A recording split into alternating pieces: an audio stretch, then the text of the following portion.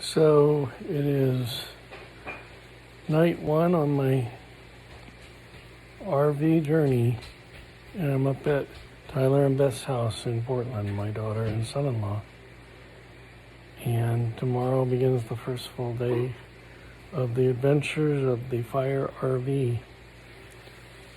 And on the way up here at the rest stop, I went in to use the restroom and pretty tired.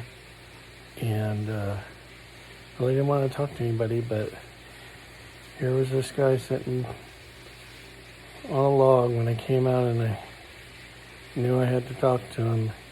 Turns out he had lost his home in the fire just a few days ago in Mill City. Everything. It was a mobile home, and he barely got out in time with his little dog.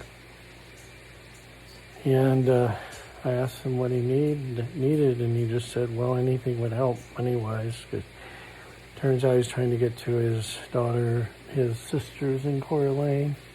So I went and looked in my RV. I don't really carry a lot of cash, and ended up finding a bunch of 5s and 1s and everything all over. By the time I got it, it would look like a big wad of cash, but it was only about $50.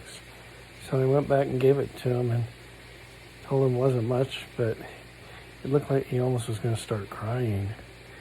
And in any event, I asked him if I could ask him a question about spiritual things, and he said sure.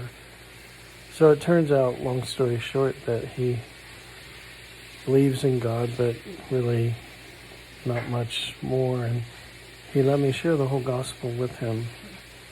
And as it got to the end, it was like it was clear that he's at a real spot in his life where, he was really listening. And so I asked him if he understood everything, and he goes, yeah. And I said, well, do you think you're ready to make that step, to let Jesus Christ be his Lord? And he said, I'm really going to give it some thought. And he meant it. So I was able to leave the track and my name and phone number for him to call me, and he said he might. And that was it. So praise God. And I'll talk to you later.